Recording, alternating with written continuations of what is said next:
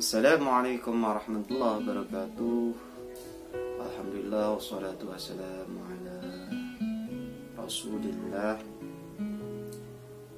alladzi la nabiyya ba'dah wa ala alihi wa sahbihi wa mawalah, amma ba'du.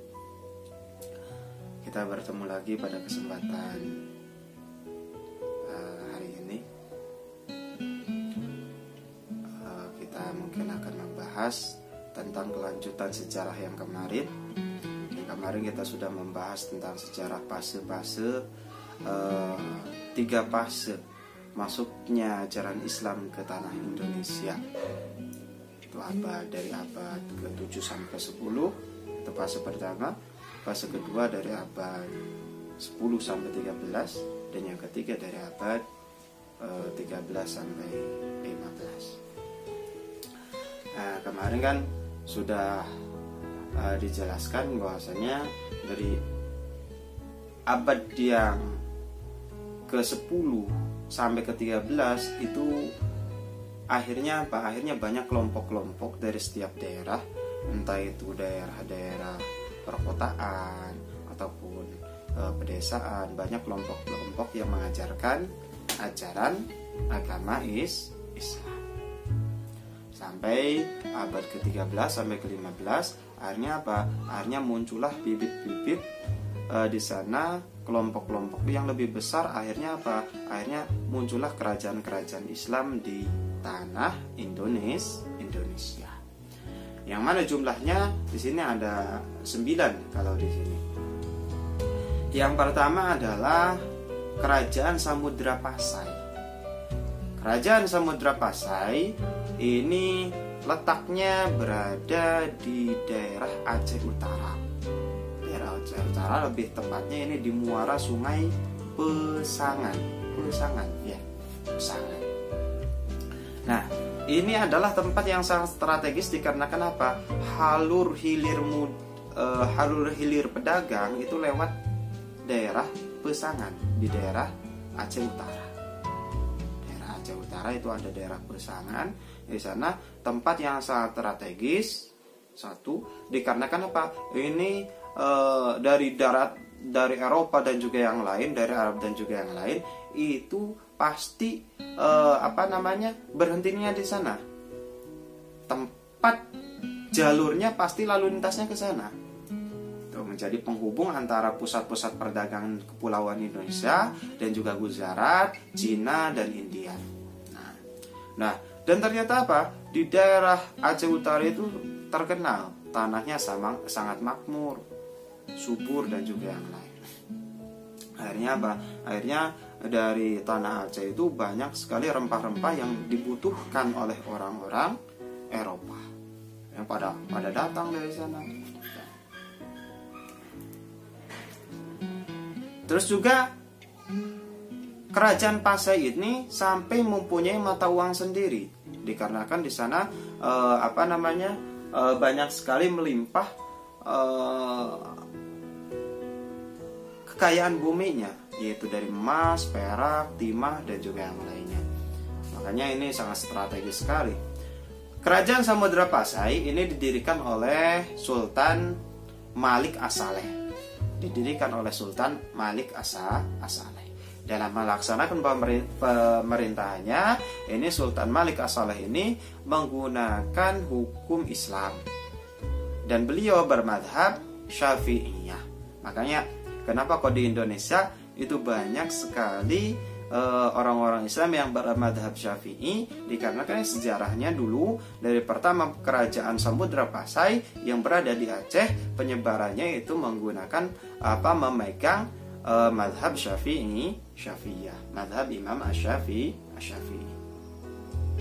Meskipun demikian, ya Sultan Malik As-Saleh ini walaupun bermadhab Syafi'i, ini tidak melarang kaum muslimin untuk memeluk atau memegang madhab yang lain yang ada 4, yaitu Hanafiyah, Malikiyah, Syafi'iyah ataupun Hambaliyah.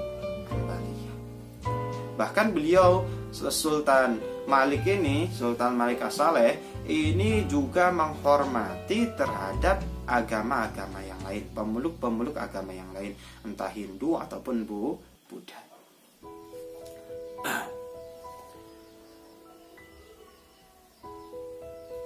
Setelah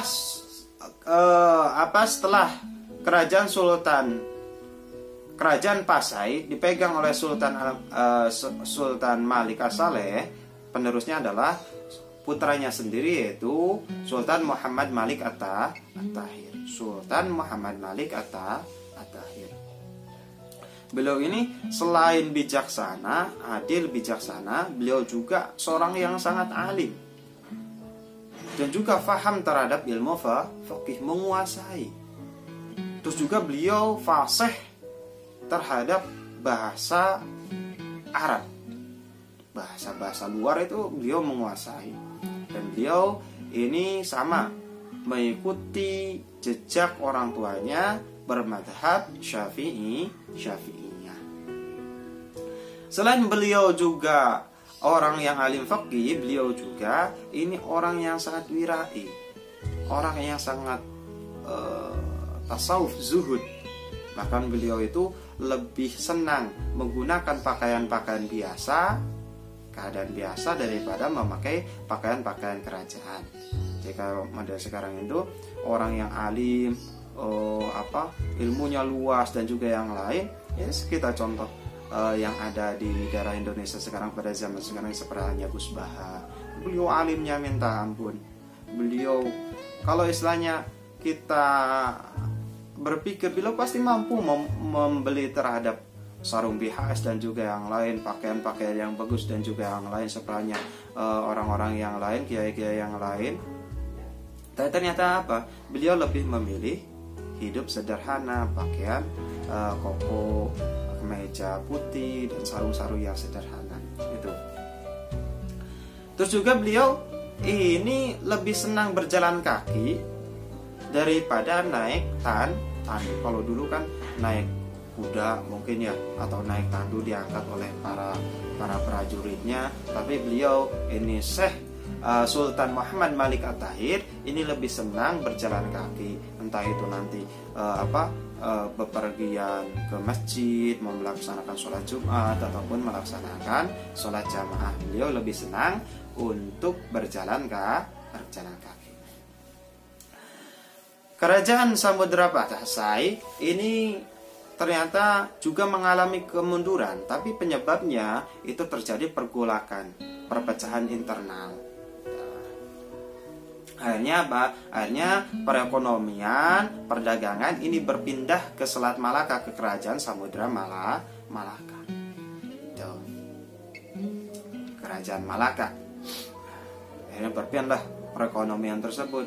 Nah, pada tahun 1521